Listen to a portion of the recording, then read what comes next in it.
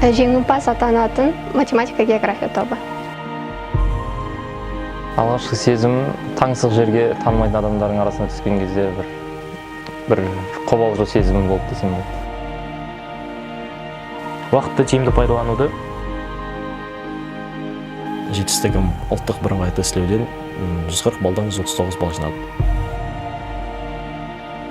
Я советую другим именно образовательный центр «Достык», потому что, мне кажется, никакой другой образовательный центр не сможет помочь с подготовкой ЕНТ.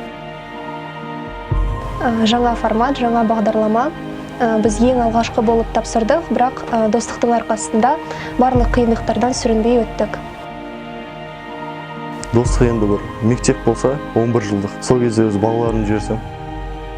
Достық бұл мен үшін екінші үйім.